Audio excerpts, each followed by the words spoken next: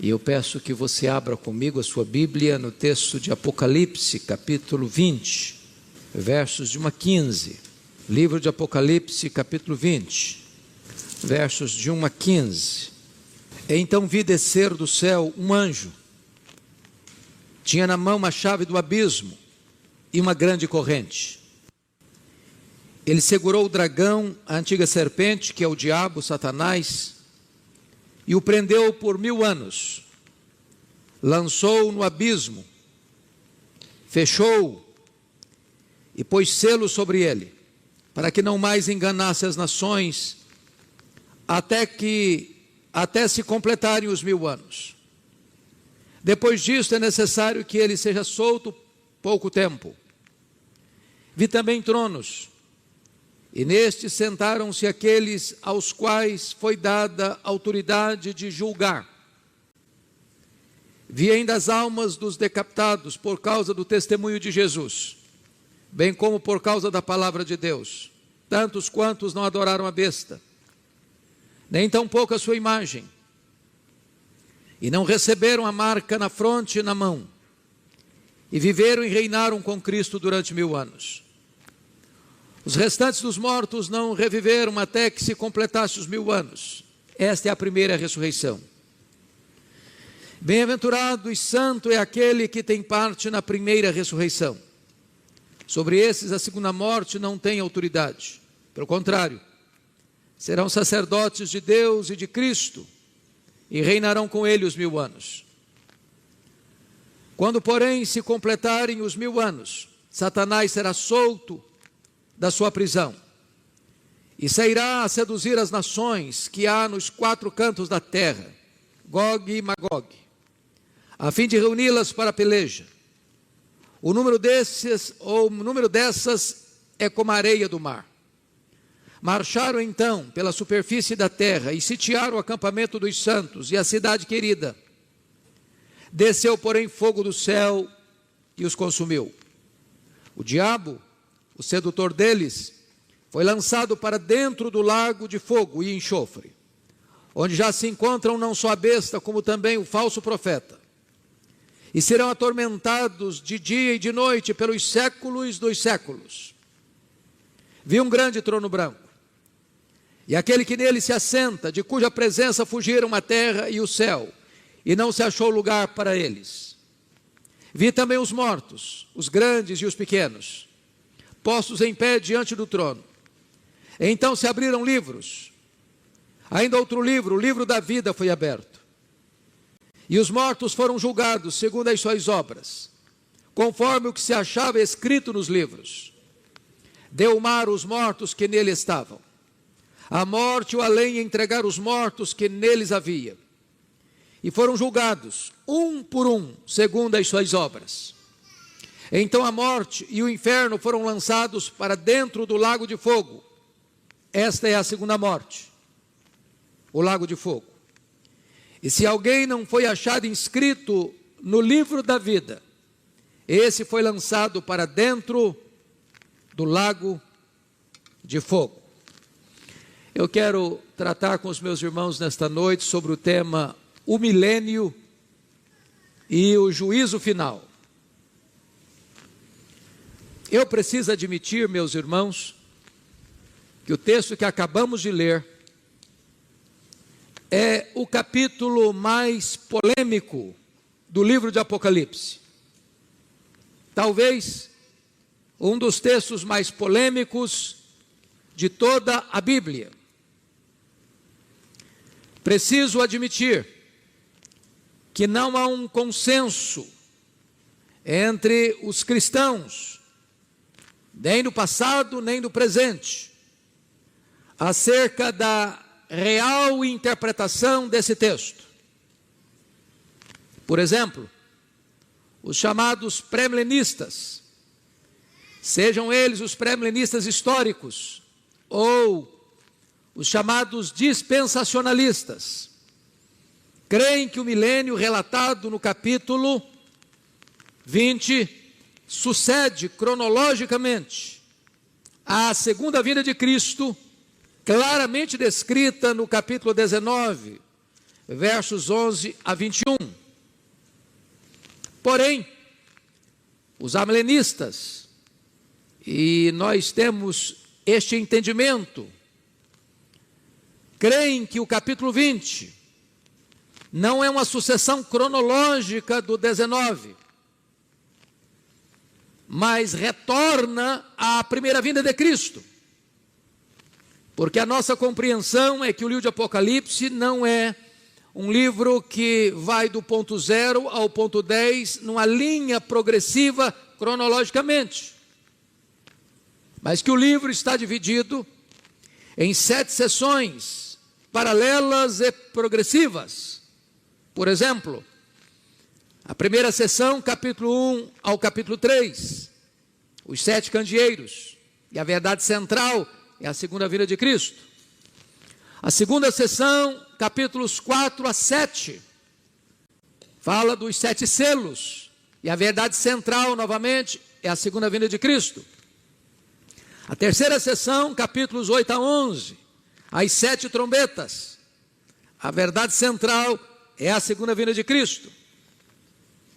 A quarta sessão, capítulos 12 a 14, o levantamento do quarteto do mal, quais sejam o dragão no capítulo 12,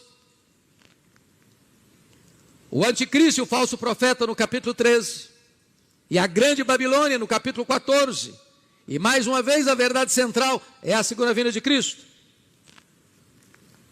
A quinta sessão, capítulos 15 e 16, as 7 taças da ira de Deus. E mais uma vez a verdade central é a segunda vinda de Cristo. A sexta sessão, capítulos 17, 18 e 19, é a queda do quarteto do mal em ordem inversa. E a verdade central é a segunda vinda de Cristo, conforme relatada aí no 19, 11 a 21. A última, a sétima sessão, capítulos 20 a 22, com a cena do chamado milênio, do juízo final, novos céus e nova terra, e a verdade central é o juízo de Deus que sucede à segunda vinda de Cristo. De tal maneira que o capítulo 20 não é uma sucessão cronológica do 19, mas é um retorno à primeira vinda de Cristo. Assim como o capítulo 11 encerra com a segunda vinda e o 12 começa com o nascimento de Cristo. Assim, o milênio aqui descrito não sucede a segunda vinda de Cristo, mas antecede a segunda vinda de Cristo.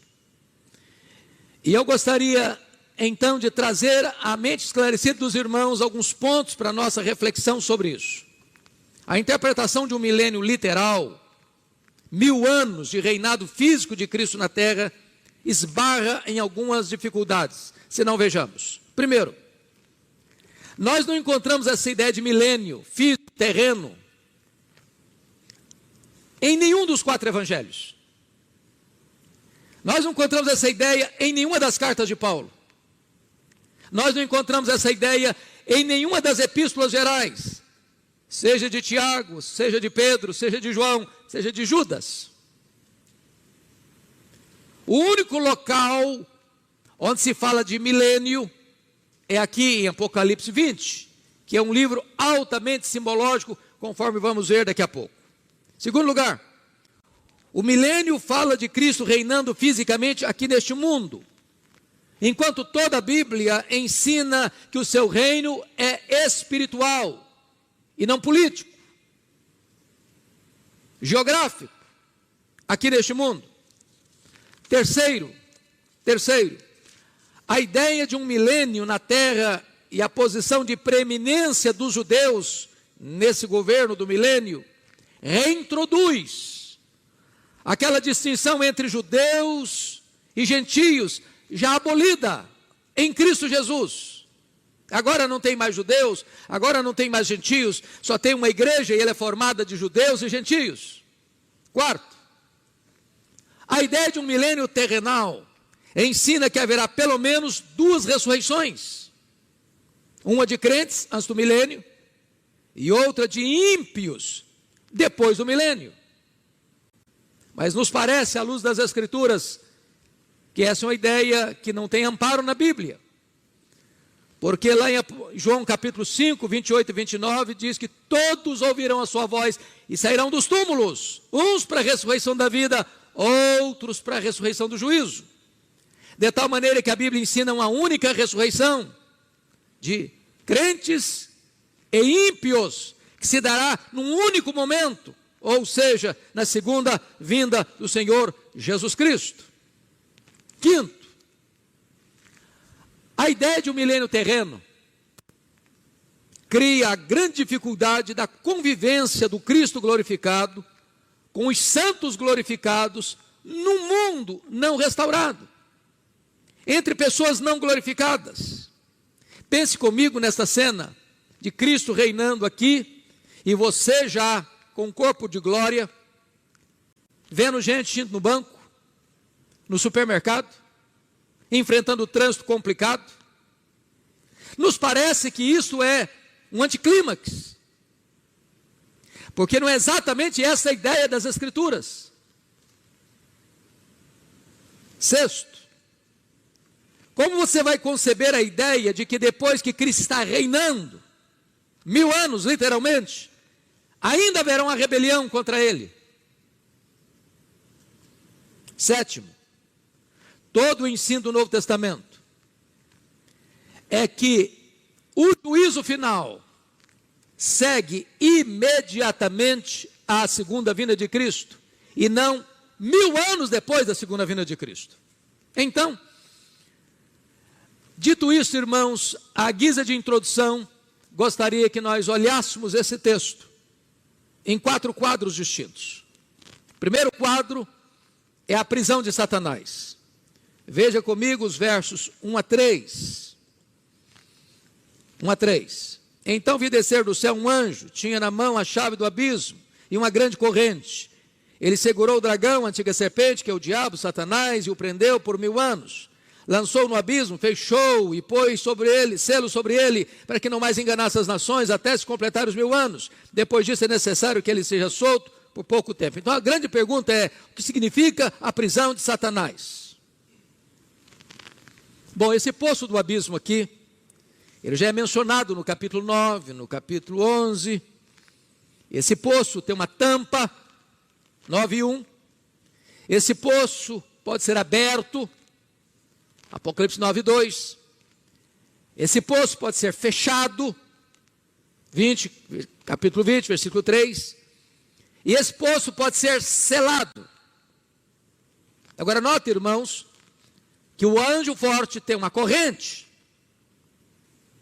que ele prende Satanás com essa corrente por 1000 anos, e que ele fecha Satanás dentro desse abismo, fecha a tampa e bota um selo. É claro que essa linguagem é uma linguagem espiritual, simbólica, e não literal, porque Satanás é um espírito, ele é um anjo caído. Você não prende um espírito com a corrente.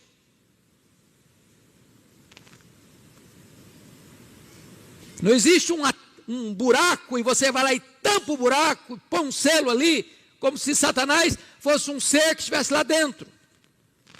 São figuras, são imagens, são símbolos que trazem uma mensagem central. E qual é a mensagem central? Significa que a autoridade de Satanás, o poder de Satanás foram restringidos.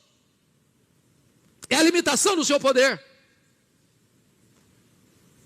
para que ele não mais enganasse as nações, no sentido de que Satanás não pode impedir finalmente que aqueles que Deus escolheu, por quem Cristo morreu, que ouviram o Evangelho, sejam salvos. Não significa que ele está inativo, significa que ele está com sua autoridade limitada, restringida. É o que Deus diz lá no livro de Jó: você pode ir até onde eu estou permitindo você ir, e nem 1 centímetro a mais. É por isso que nós temos esperança em pregar o Evangelho, irmãos. Porque onde o evangelho for pregado, a Bíblia diz que as pessoas serão arrancadas da potestade de Satanás, da casa do valente, do império das trevas. Mas vamos entender outra coisa. O que significa que Satanás não pode mais enganar as nações? Qual o significado disso? Então prestem bem atenção. Uma das regras da hermenêutica é que, ou da ciência da interpretação, é que a Bíblia interpreta a Bíblia. Segunda regra, você não interpreta um texto claro à luz de um texto obscuro, mas você interpreta um texto obscuro à luz de um texto claro. Isso é uma regra básica, isso é cláusula pétrea da hermenêutica. Então, a pergunta que você e eu temos que fazer é esta: existe algum lugar na Bíblia que se trata da questão da prisão de Satanás?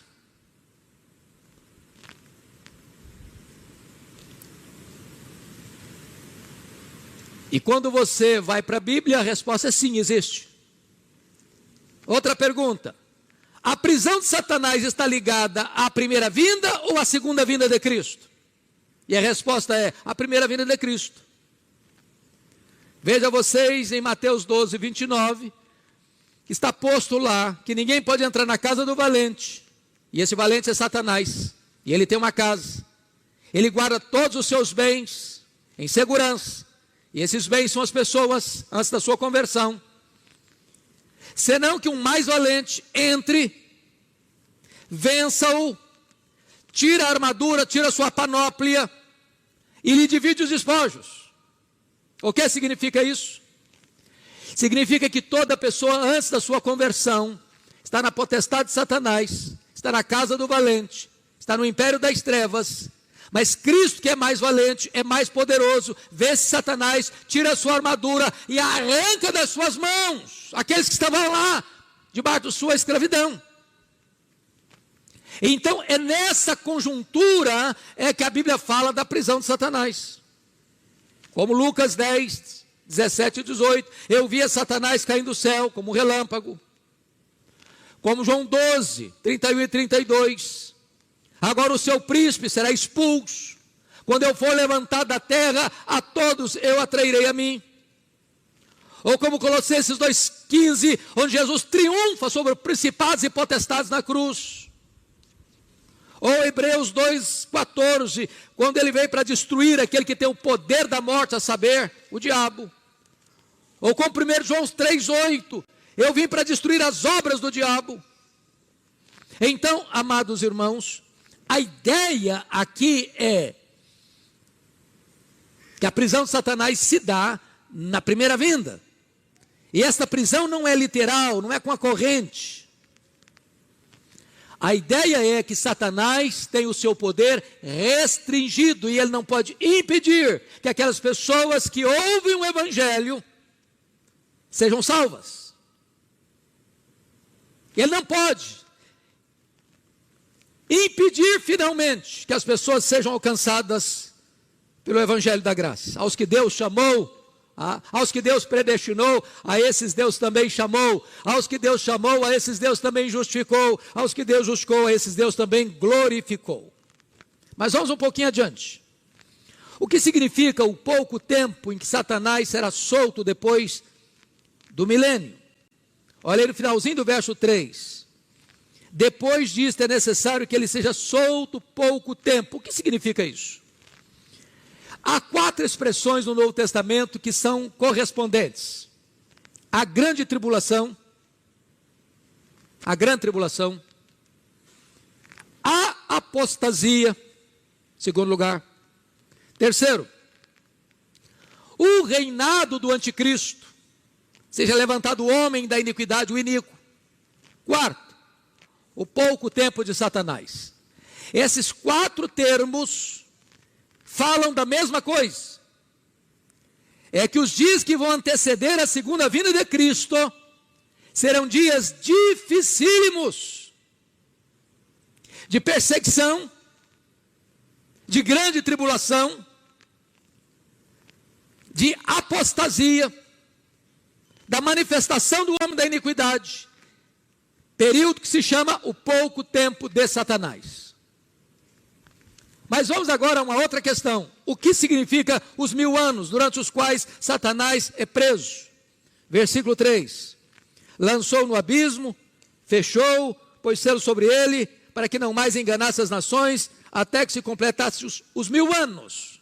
O que significa esses 1000 anos? Irmãos amados, todo o livro de Apocalipse é um livro que precisa ser entendido através de seus símbolos. Por isso que se usa candeeiros a representar a igreja. Candeeiro traz luz, apresenta luz, a igreja é a luz do mundo. É por isso que se usa 7 trombetas, são instrumentos de comunicação do juízo. É por isso que fala dos selos que são abertos, porque ao desatar o selo, os sinais da perseguição vêm sobre a igreja. É por isso que você vai encontrar Satanás sendo representado por um dragão. É por isso que o anticristo vem como uma besta que surge do mar, com 7 cabeças, 10 chifres. Agora pense comigo, se você for desenhar um bicho com 7 cabeças e 10 chifres, vira uma coisa esquisita, não? Isso é um símbolo do seu governo universal e do seu poder. Então todo o livro de Apocalipse está tratando de símbolos. Portanto, 1000 anos é um símbolo de 10, que é o número completo, cubicado, ou seja, o milênio compreende da primeira à segunda vinda de Cristo, todo esse período, no momento que Cristo vem ao mundo, ele morre na cruz, ele ressuscita, e aí Jesus dá uma ordem para ir por todo mundo, pregando o evangelho a toda criatura, fazendo discípulos de todas as nações. Satanás não pode impedir o avanço missionário da igreja, ele está limitado. Pois bem, dito isto, eu gostaria que olhássemos a segunda tela do texto.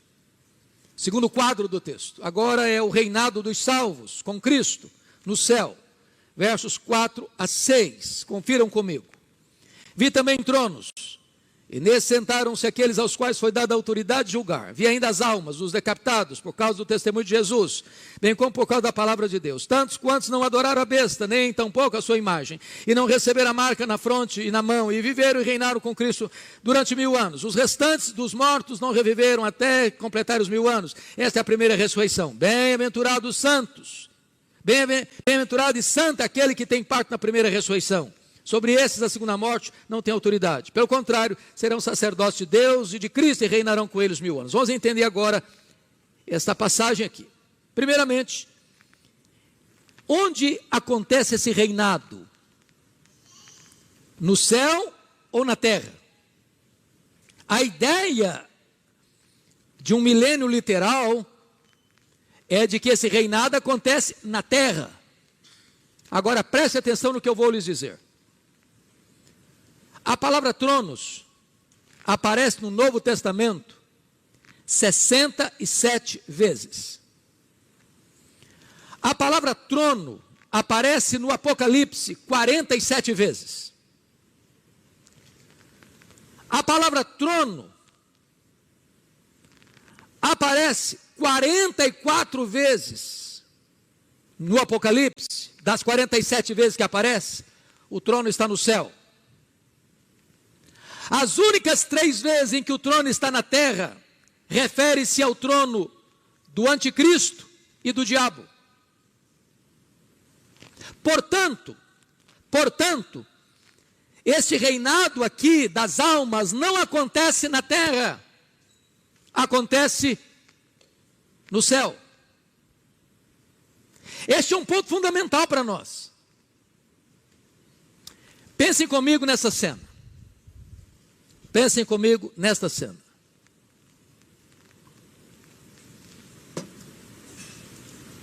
O que acontece quando um crente morre? O que as pessoas pensam quando uma pessoa morre?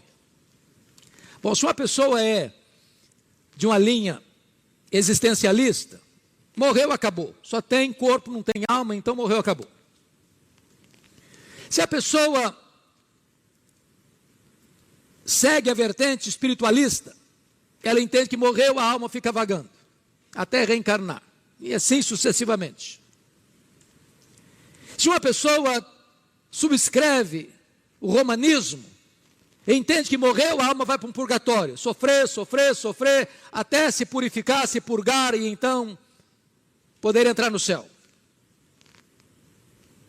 Se a pessoa segue a linha do adventismo, ela diz que morreu, a alma fica dormindo, inconsciente. Se for salvo. Porque para ele, se for perdido, é aniquilado, acabou. Não tem mais, não tem inferno, não tem penalidades eternas. O que a Bíblia diz? Quando um crente morre, o que acontece? A palavra morte significa separação. Quando um crente morre, a alma, que é o elemento imaterial e espiritual, separa do corpo. O corpo foi feito pó, é pó, volta ao pó. E a alma? Fica dormindo? Fica vagando? Vai para o purgatório? Não! A alma vai imediatamente para Deus. É isso que a Bíblia ensina. Morrer é deixar o corpo e habitar com o Senhor. Morrer é partir para estar com Cristo, o que é incomparavelmente melhor. Então todo crente, desde Abel, a primeira pessoa que morreu na história, a alma está lá com Cristo reinando. É disso que esse texto está falando. As almas estão reinando. E notem vocês, não são corpos, são almas que estão reinando. Portanto, não é na terra, é no céu. É no céu. São as almas que estão reinando. Então, esse reinado aqui, irmãos, não é terreno. Jesus não está na terra reinando fisicamente, geograficamente. Cristo está no céu e as almas estão reinando com ele lá no céu. É isso que o texto está nos ensinando. Segundo ponto que eu quero destacar aqui, qual é a missão daqueles que estão reinando com Cristo? Olha comigo o verso 4. Vi também tronos, e nesses sentaram-se aqueles aos quais foi dada a autoridade de julgar. Vi também as almas dos decapitados por causa do testemunho de Jesus, bem como por causa da palavra de Deus, tantos quantos não adoraram a besta. Então note vocês que ele está falando aqui de algumas coisas. Primeiro tem trono lá. Nesses sentaram-se aqueles aos quais foi dada a autoridade de julgar. A Bíblia diz que os santos, nós, na glória, vamos julgar, primeiro, as 12 tribos de Israel. Está lá em Mateus 19, 28. Segundo, nós vamos julgar o mundo. 1 Coríntios 6, 2. Terceiro, nós vamos julgar os anjos. Claro, os anjos caídos. 1 Coríntios 6, 2. Então esses tronos estão lá no céu. E os crentes que morrem em Cristo, que vão para o céu, estão se assentando em tronos. Não foi essa a promessa de Jesus à igreja de Laodiceia? Apocalipse 3, 21. Ao vencedor, dar-lhe-ei sentar-se comigo no meu trono, como eu venci, e sentei com meu Pai no seu trono. Agora notem. Portanto, esses vão participar da glória de Cristo, do reinado de Cristo. E quem são esses? Está escrito aí, preste bem atenção. Vi ainda as almas dos decapitados por causa do testemunho de Jesus, bem como por causa da palavra de Deus. Então ele está falando dos mártires, e ele está falando de todos os demais crentes.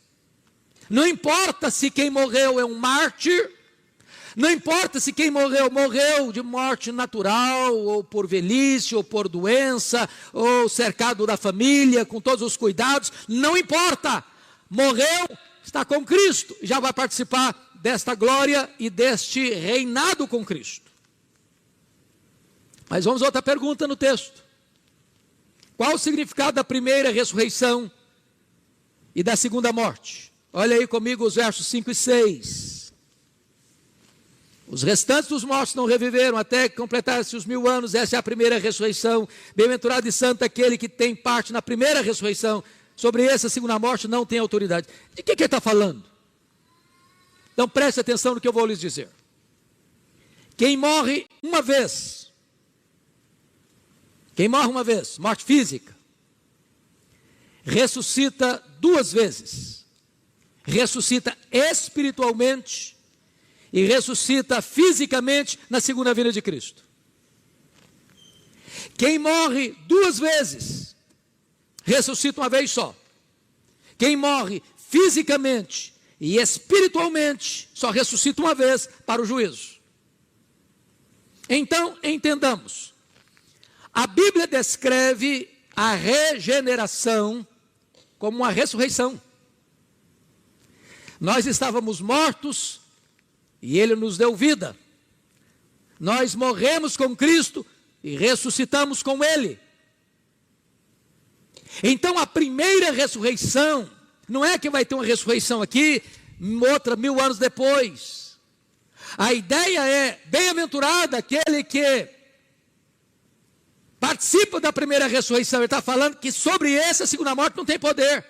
Ou seja, se você ressuscitou espiritualmente, se você nasceu de novo, se você foi gerado do Espírito, se você saiu da morte para a vida, a condenação não pode mais alcançar você. Você não vai jamais para a segunda morte, que é o lago de fogo. Essa é a ideia do texto. Todo o Novo Testamento ensina isso. Eu preciso interpretar esse texto à luz de tudo aquilo que a Bíblia me ensina sobre isso. A regeneração é uma espécie de ressurreição. E aqueles que foram regenerados jamais sofrerão a segunda morte. Quer um exemplo disso, irmãos?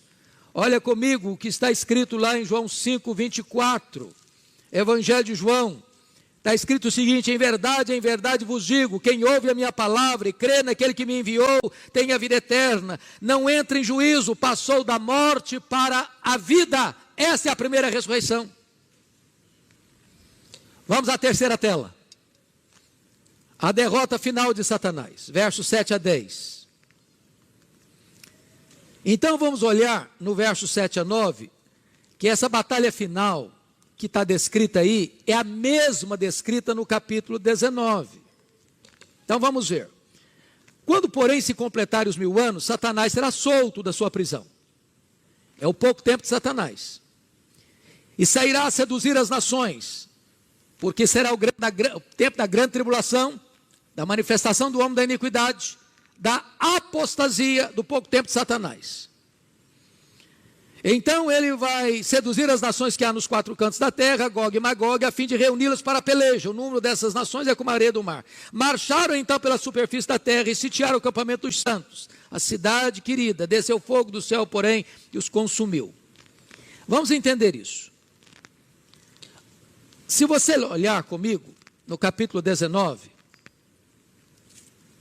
por favor, dê uma olhadinha.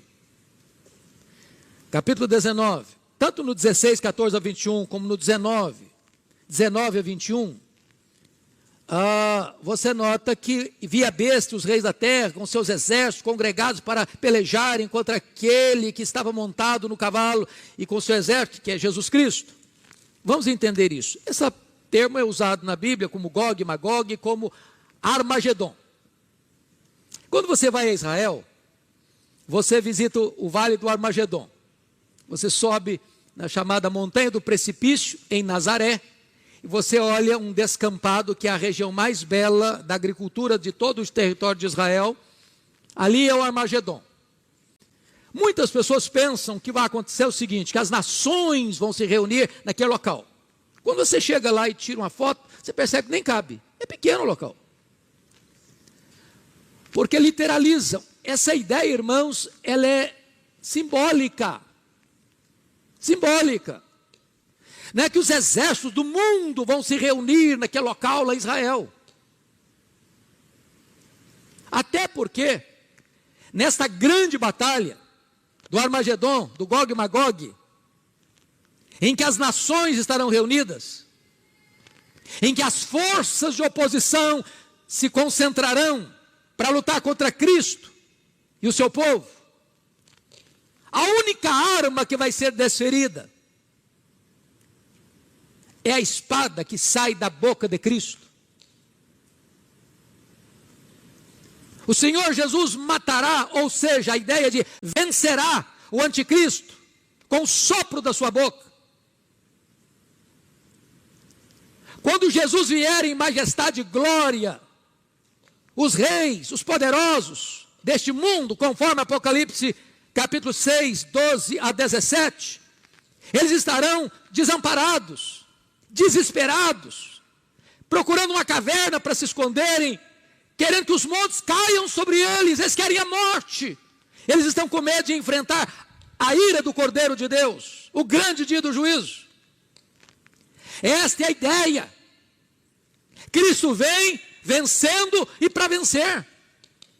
Ele não vem mais humilde como entrou em Jerusalém, montado num jumentinho. Ele vem, Apocalipse capítulo 19, 11 a 21, montado num cavalo branco. E por que vem montado num cavalo branco? Porque na verdade, naquela época, a mais poderosa força de guerra era um cavalo. Não tinha uma figura melhor para João usar. E está na sua coxa escrito: Rei dos reis e Senhor dos senhores. Então essa é a ideia da sua vitória retumbante. Agora notem vocês que as telas estão em quadros diferentes. Mas quando ele vem, todos os inimigos de Cristo caem ao mesmo tempo. Se você notar comigo, por favor, confira aí comigo. Capítulo 18, versículo 2.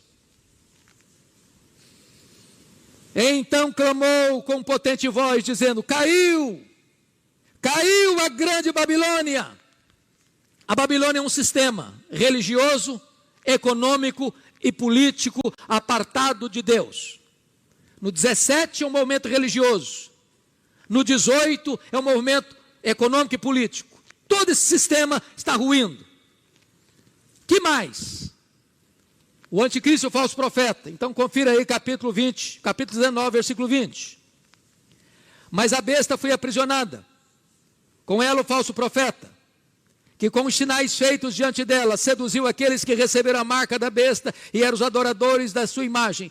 Os dois, ou seja, o anticristo e o falso profeta, foram lançados vivos para dentro do lago que arde com enxofre.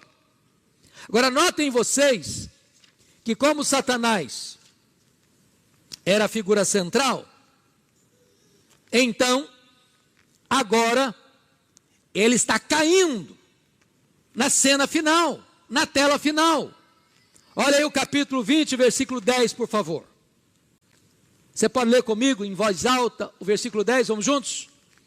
O diabo, o sedutor deles, foi lançado para dentro do lago de fogo e enxofre, onde já se encontram não só a besta, como também o falso profeta, e serão atormentados de dia e de noite, pelos séculos dos séculos. Então, amados irmãos, eu gostaria que nós olhássemos essa questão à luz do versículo 8. Preste atenção nisso. Que ele vai ser, o pouco tempo de Satanás, ele vai seduzir as nações que há nos quatro cantos da terra. Então, a primeira coisa que eu quero chamar a sua atenção é de um otimismo irreal. Se você acha que o mundo vai melhorar, que o negócio vai ficar muito bom, que vai ter paz no mundo, que... isso é um otimismo irreal. Otimismo irreal. Nós caminhamos para a grande tribulação, nós caminhamos para a apostasia, nós caminhamos para a manifestação do homem da iniquidade. E preste bem atenção no que eu vou lhes dizer agora. A palavra homem da iniquidade, que Paulo chama em 2 Tessalonicenses capítulo 2, ele chama de o iníquo. A palavra iníquo é anomos no grego. Anomos, na língua grega, significa o homem sem lei. O que você está vendo hoje na agenda global? Senão a promoção da ditadura do relativismo. Não tem lei, não tem princípio, não tem parâmetro. Pois o anticristo vem exatamente nessa brecha. Exatamente nessa brecha. E é por isso que a Tessalonicenses diz que aquele que o detém e o que o detém. O anticristo não poderia se manifestar como um grande líder mundial, onde tem leis estabelecidas. E é nessa brecha que ele entra. De um mundo onde reina o relativismo moral, onde não tem princípios. E ele chega para governar exatamente dentro dessa brecha. Mas o que é muito importante você entender, amados, que nós não podemos nutrir um pessimismo doentio. Sabe por que não? Por pior que seja a situação. As nações em perplexidade, o mal prevalecendo, a iniquidade prevalecendo, a violência prevalecendo, a devassidão prevalecendo, as leis afrouxando, os governantes fora dos padrões daquilo que nós entendemos ser o padrão da justiça e da moralidade, mundo afora. Parece que você olha, o diabo está ganhando de goleada, parece que a história está sem rumo, parece que a história caminha ladeira abaixo como um caminhão sem freio. Mas a história não terminará assim. Olha comigo o versículo 9. Marcharam então pela superfície da terra e sitiaram o campamento dos santos, a cidade querida. Desceu, porém, fogo do céu e os consumiu. A vitória não vem do braço da carne, a vitória não vem das leis humanas, a vitória vem de Deus. Quando Jesus em glória e majestade se manifestar, todo mal será derrotado. Todos os iníquos serão vencidos. O diabo, o anticristo, o falso profeta, a grande Babilônia, a morte e os ímpios, todos caem na mesma hora, na segunda vinda do Senhor Jesus Cristo. Bendito seja Deus.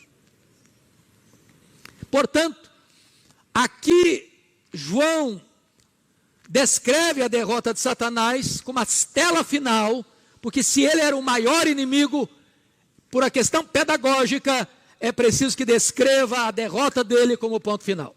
Pois bem, dito isto, vamos à última tela do texto, que é o juízo final, versos 11 a 15. E eu destaco aqui algumas coisas. Primeiro, olha o verso 15. Cristo assenta-se no trono como juiz. Verso 11, por favor. Você pode ler o 11 comigo? Vamos juntos? Vi um grande trono branco, e aquele que nele se assenta, de cuja presença fugiram a terra e o céu, e não se achou lugar para eles. Quando diz que ele viu um grande trono branco, irmãos, isso é um símbolo também. Símbolo da santidade e da justiça do juiz e do julgamento. A ideia desse juiz é de um juiz tão majestoso, tão glorioso, que o texto diz que o céu e a terra se encolhem na presença dele. É claro que é uma linguagem figurada, mas é uma representação da majestade, da santidade e da justiça desse juiz que vem julgar. Agora notem mais. Notem mais. Quem é esse juiz? E a resposta inequívoca é Jesus Cristo. O Pai a ninguém julga, ele confiou o julgamento ao Filho. E é por isso que está lá em Atos 17, 30 e 31, que Deus não levou em conta os tempos da ignorância, mas que requer que todos em toda parte se arrependam, porque já determinou um dia em que há de julgar o mundo com justiça, e já escalou o juiz, e é Jesus Cristo. Aquele que hoje é o seu advogado, amanhã certamente será o seu juiz. Segundo ponto. Os mortos ressuscitam para o julgamento. Veja você comigo, versos 12 a 14. Entenda isso, por favor. Vi também os mortos, os grandes e os pequenos, postos em pé diante do trono. Então se abriram livros. Ainda outro livro, o livro da vida, foi aberto. E os mortos foram julgados, segundo as suas obras, conforme o que se achava escrito nos livros. Deu o mar os mortos que nele estavam, a morte o além entregaram os mortos que neles havia, e foram julgados um por um, segundo as suas obras. Então, alguns pontos importantes aqui. A ideia de um milênio na Terra fica complicada aqui. Porque a ideia do milênio na Terra é que essa ressurreição aqui, ou esse julgamento aqui, seria dos ímpios. Mas quem são esses mortos, grandes e pequenos? Quem são esses mortos que os mares vão devolver, que os abismos não vão devolver, que os cemitérios esquecidos há milênios vão devolver? Esses mortos aqui são todos os mortos, de Abel ao último homem que vai viver e morrer antes de Jesus voltar. Todos os mortos, grandes, pequenos, reis, vassalos, doutores, analfabetos, ricos e pobres, religiosos e não religiosos, todos, sem exceção. Vale destacar que o julgamento será universal, todos, mas o julgamento será também individual, porque o verso 13 diz: foram julgados um por um. Não é um julgamento coletivo, é um julgamento individual. Então agora preste atenção. O julgamento, conforme o verso 12, será, versículo 12, segundo as suas obras, conforme o que se achava escrito nos livros. Então agora, por favor, vamos compreender essa tela. Quando os livros forem abertos, e nós estamos falando de um tribunal de júri cósmico, universal, quando os livros forem abertos, alguns quesitos farão parte desse julgamento. Primeiro quesito: seremos julgados pelas nossas palavras. Vamos dar conta no dia do juízo por todas as palavras frívolas que proferimos. Só para fazer um checklist com você. Você já mentiu alguma vez? Já falou mal dos outros alguma vez? Já xingou alguma vez? Já contou piada imoral alguma vez? Já espalhou fake news alguma vez? Como esse tribunal é justo, ele é branco, nesse quesito, todos nós condenados. Segundo critério do julgamento, vão ser julgados pelas nossas obras. O que você fez, seu pai não viu, sua mãe não viu, seu marido não viu, sua mulher não viu, seus filhos não viram, Deus viu. Ninguém pode esconder nada daquele cujos olhos são como chamas de fogo. Então, nesse quesito, culpados. Terceiro, vão ser julgados pelas nossas omissões. Se você sabe que deve fazer o bem e não faz, nisso você está pecando. Maldito é aquele que não perseverar em toda a obra da lei para cumprir. Segundo os estudiosos, passam pela nossa cabeça mais de 10.000 pensamentos por dia. Nenhum tribunal da terra tem competência para julgar foro íntimo. O tribunal de Deus julga foro íntimo. Bom, nesse quesito, todos culpados.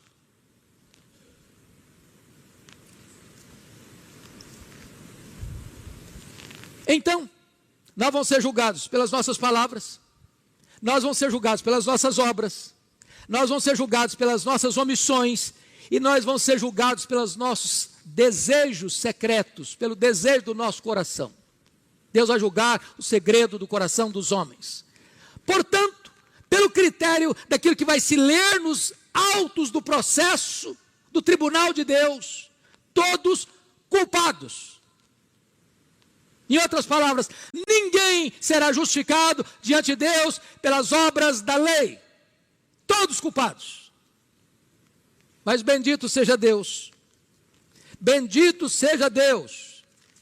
Vai existir um outro livro que vai ser aberto lá. Veja comigo, por favor, o que está escrito. O que está escrito no versículo 15. E se alguém não foi achado, escrito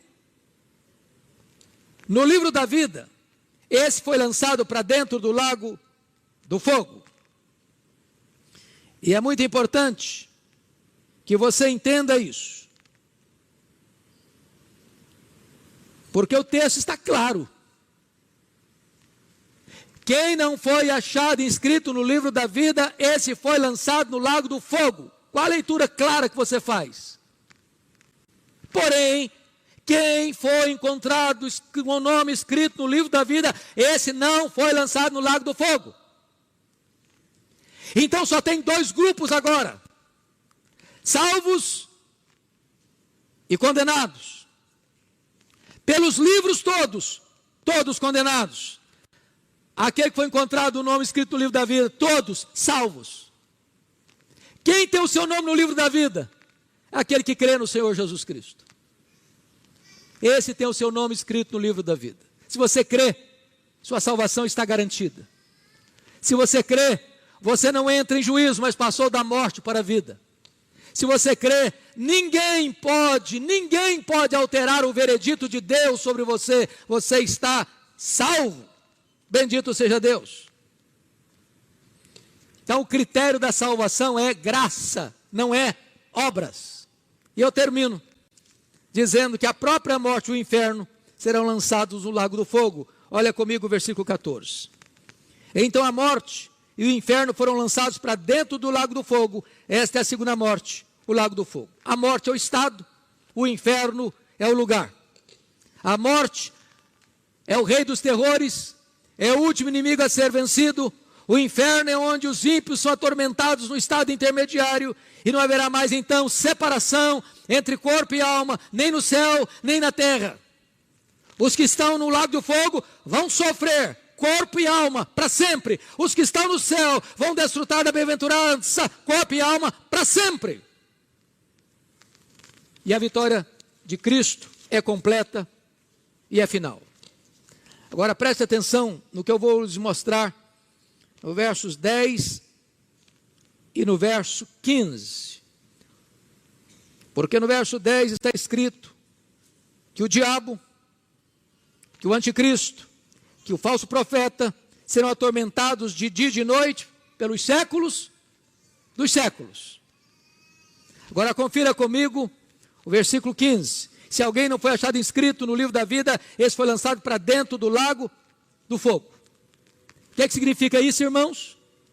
Não tem aniquilamento aqui. Não tem aniquilamento aqui. Tem aqui penalidades eternas.